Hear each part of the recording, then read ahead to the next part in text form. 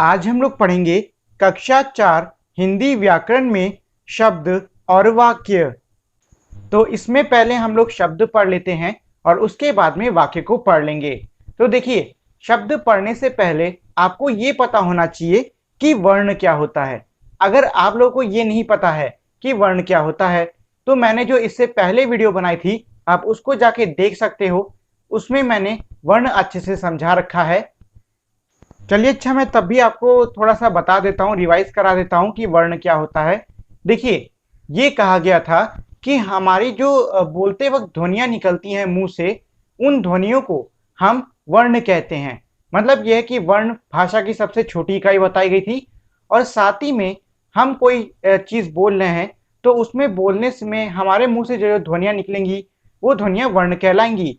जैसे कि मैंने ये 3 अलग-अलग ध्वनियाँ बोल दी, क, म और ल। ठीक है, तो ये तीनों ध्वनियाँ वैसे तो अलग हैं, लेकिन अगर मैं इन तीनों ही ध्वनियों को साथ में रख दूं, क, म, ल, तो ये एक शब्द बना देंगी। मतलब ये है कि 2 या 2 से अधिक वर्ण मिलके हमारे शब्द बनाते हैं। ठीक है, तो चलो अब इसकी परिभाषा को पढ़ लेते हैं।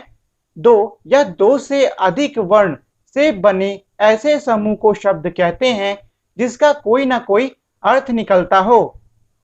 इसके बाद में है शब्द के प्रकार। तो शब्द के हमारे 2 प्रकार होते हैं, जो कि है सार्थक शब्द और निरर्थक शब्द। सार्थक शब्द किसी निश्चित अर्थ का बोध कराने वाले शब्दों को सार्थक शब्द कहा जाता है। मतलब ये है कि वो शब्द जिनका कोई निश्चित अर्थ होता है उन्हें हम सार्थक शब्द कहते हैं। जैसे कि मान लो मैं अपना ही नाम लेता हूं, जो कि है आकाश। तो आकाश शब्द सुनकर आपको पता चल गया कि मैं किसी आसमान की बात कर रहा हूं या फिर अपने नाम की बात कर रहा हूं। मतलब यह है कि आकाश शब्द का एक अर्थ था, तो हमें पता चल गया कि आकाश जो है वो एक सार्थक शब्द है। इसी तरीके से घर, घर में हम लोग रहते हैं, हमें पता है घर क्या है, इसका अर्थ क्या होता है, तो ये भी हमारा हो जाएगा सार्थक शब्द।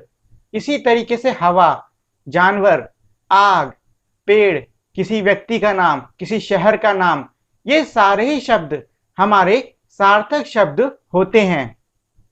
इसके बाद में है निरर्थक शब्द। निरर्थक शब्द जिनका कोई अर्थ ना हो, वे शब्द निरर्थक कहलाते हैं। मतलब ये है कि ऐसे शब्द जिनका कोई भी अर्थ नहीं होता है वो निरर्थक शब्द कहलाते हैं। जैसे कि खट पट। अब देखो, ये जो 2 शब्द हैं खट पट, इनका कोई अर्थ है? नहीं है। ऐसे ही पट, चट, मट, इन सभी शब्दों का कोई अर्थ नहीं है। मतलब ये है कि ऐसे शब्द जिनका कोई भी अर्थ नहीं निकलता है वो हमारे निरर्थक शब्द कहलाते हैं। हमेशा याद रखिएगा, जिनका अर्थ निकले वो सार्थक, जिनका अर्थ ना निकले वो निरर्थक। तो आगे बढ़ने से पहले मेरी आप लोगों से एक छोटी सी रिक्वेस्ट है, वो है ये कि अगर आप लोगों ने अब तक इस वीडियो को लाइक और शेयर नहीं किया है तो इसे लाइक और शेयर कर दें। अगर नए हो तो मेरे चैनल को सब्सक्राइब कर दो और साथ ही में बेल आइकन भी दबा दो, जिससे कि आपको मेरे चैनल के सारे अपडेट्स जल्द से जल्द मिल सकें। तो ये तो हमने पढ़ लिया शब्दों के बारे में। अब चलिए इसके बाद में हम लोग वाक्यों के बारे में पढ़ लेते हैं। तो देखो, हमने इससे पहले क्या कहा था कि वर्णों से मिलकर यानी कि ध्वनियों से मिलकर हमारे शब्द बनते हैं। अब देखो, जिस तरीके से वर्ण से मिलकर शब्द बनते थे, ऐसे ही शब्दों से मिलकर वाक्य बनेंगे।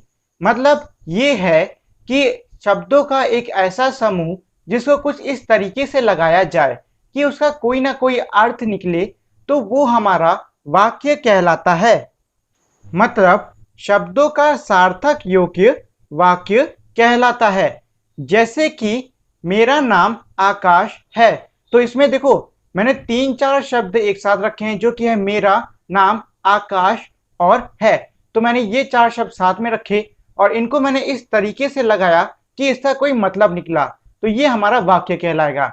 लेकिन मान लो मैं इसको ऐसे लिख देता हूं, आकाश, नाम, मेरा, तो ऐसे शब्दों का कोई मतलब नहीं निकलता है, तो ये हमारे वाक्य नहीं कहलाएंगे। वाक्य हमारे सिर्फ वही कहलाते हैं जो कि मतलब जिनका कि कोई अर्थ निकले। मतलब शब्दों का ऐसा समूह जिसका कि कोई अर्थ निकले। इसके बाद में है वाक्यों का भेद।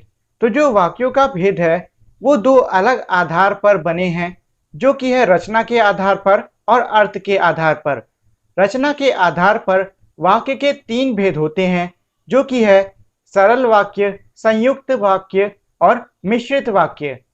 इसके बाद में अर्थ के आधार पर वाक्य के जो भेद हैं वो हमारे 8 होते हैं, जो कि है विधानवाचक वाक्य, इच्छावाचक वाक्य, आज्ञावाचक वाक्य, निषेधवाचक वाक्य, प्रश्नवाचक वाक्य, विस्मयादिबोधक वाक्य, संकेतवाचक वाक्य और संदेहवाचक वाक्य।